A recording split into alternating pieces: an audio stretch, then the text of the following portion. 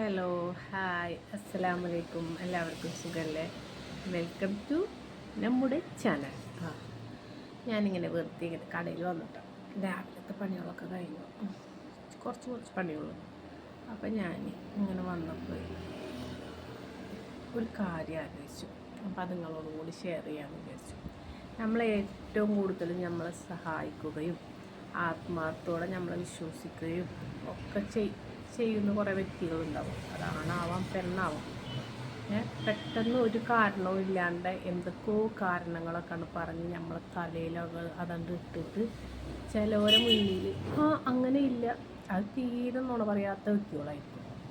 അപ്പോൾ ആ വ്യക്തികൾ പറയുമ്പോൾ അത് വിശ്വസിച്ചിട്ട് അപ്പോൾ ഞാനിങ്ങനെ പറഞ്ഞാൽ അതിനുള്ള തെളിവുകളുണ്ട്, അതിനുള്ള തെളിവുകളും കാര്യങ്ങളും ഒക്കെയുണ്ട്. അപ്പോൾ നമുക്കാണെങ്കിലും അവിടെ നിന്ന് വെച്ചാൽ എല്ലാവരും അത്ര എന്ന് പറഞ്ഞാൽ നമ്മളെ ഓരോ കാര്യങ്ങൾക്കും നമ്മളെ സഹായിക്കാനാണെങ്കിൽ അതിങ്ങനെ ചെയ്യണം മോളെ, അതിങ്ങനെ ചെയ്യണം, ഇത് മാതിരി ചെയ്യണം മോളെ, അല്ലെങ്കിൽ അത് പിന്നീട് ഒരു പ്രശ്നം. എൻ്റെ ജീവിതത്തിലെ ഏറ്റവും വലിയൊരു പ്രശ്നം വരുമ്പോൾ ഞാൻ ഒറ്റക്കാണ് ഫേസ് ചെയ്തത് മൊത്തം. ഞാൻ ഒറ്റക്കാണെങ്കിലും നമുക്കൊരു വൈകാട്ടി ഉണ്ടാവും എന്ന് പറയില്ല. ഇതേമാതിരിയുള്ള റൂട്ടിൽ പോയി ഉള്ള കാര്യം ഉള്ളതുപോലെ സംസാരിക്കണം എന്നൊക്കെ പറഞ്ഞു തരുമെന്ന് അറിയില്ലേ. അങ്ങനെയൊക്കെ പറഞ്ഞു തരണം. പെട്ടെന്നൊരു നിമിഷം നമ്മളോട് പറയണം, ഇനി എനിക്ക് വിളിക്കരുത്, ഞാൻ നിന്നെ ബ്ലോക്കാക്കി പോകുന്നു. എന്താണെന്ന് പോലും നമ്മൾക്കറിയാത്തൊരു നിമിഷം ഉണ്ടാവില്ലേ. കുറേ ദിവസം ഞാൻ ആ ഒരു മൈൻഡിലും വിഷമത്തിലും. അപ്പം എൻ്റെ ഒരു നല്ലൊരു ഫ്രണ്ട് ഉണ്ട്, എൻ്റെ കൂട്ടുകാരി. ഇവിടെ എല്ലാവരും പുറത്താണ്. ഞാനിങ്ങനെ അവളോട് ഇങ്ങനെ വിളിച്ചിട്ട് ഇങ്ങനെ പറഞ്ഞത് ഇങ്ങനെയൊക്കെയാണ്. അവൾക്കെല്ലാതും അറിയാം കേട്ടോ, എൻ്റെ എല്ലാ കാര്യങ്ങളും പറഞ്ഞ് ഇന്നലെ വരെ ഉള്ള കാര്യങ്ങൾ മൊത്തം അറിയാവുന്നൊരു കൂട്ടുകാരിയാണ്. അപ്പം ഞാൻ അവൾക്ക് ഇങ്ങനെ വിളിച്ചിട്ട് പറഞ്ഞു, എടി ഇങ്ങനെയൊക്കെയാണ് എന്നെ ഏറ്റവും കൂടുതൽ സഹായിച്ചത്. എൻ്റെ വീട്ടിൽ ഉള്ള സാധനങ്ങൾ മുതൽ എല്ലാം. അപ്പോൾ ഞാൻ ഇങ്ങനെ വിളിച്ചിട്ട് പറഞ്ഞു, എടി ഇങ്ങനെയൊക്കെ ഉണ്ടോ എടി കാര്യങ്ങളെന്ന് പറഞ്ഞപ്പോൾ നീ എന്തിനാടി വിഷമിക്കുന്നത്, പോട്ടെ, നമ്മളെ വേണ്ടാത്തവർ നമുക്കും വേണ്ട. അതാണായാലും പെണ്ണായാലും നിന്നെ മനസ്സിലാക്കാൻ കഴിയണില്ലല്ലോ. എനിക്ക് നന്നായിട്ടറിയാന്നെ.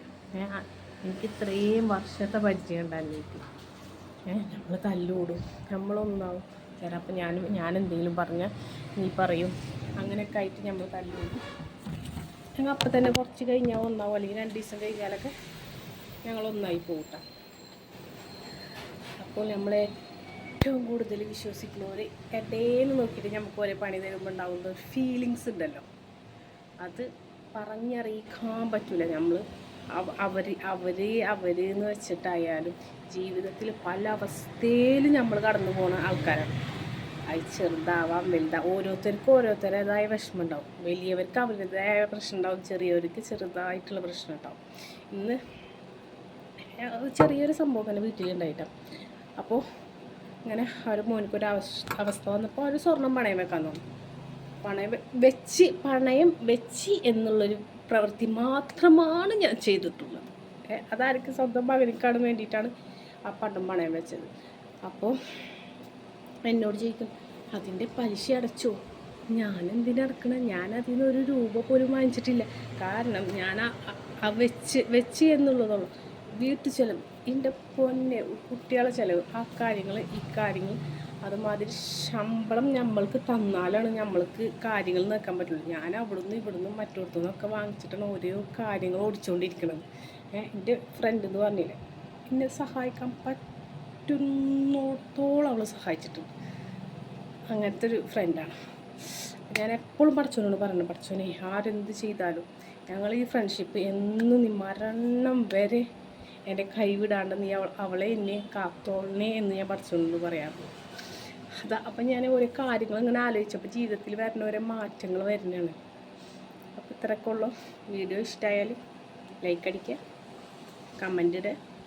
ചാനൽ സബ്സ്ക്രൈബ് ചെയ്യാത്തവരൊക്കെ ആണെങ്കിൽ ചാനൽ സബ്സ്ക്രൈബ് ചെയ്യുക. Okay, bye.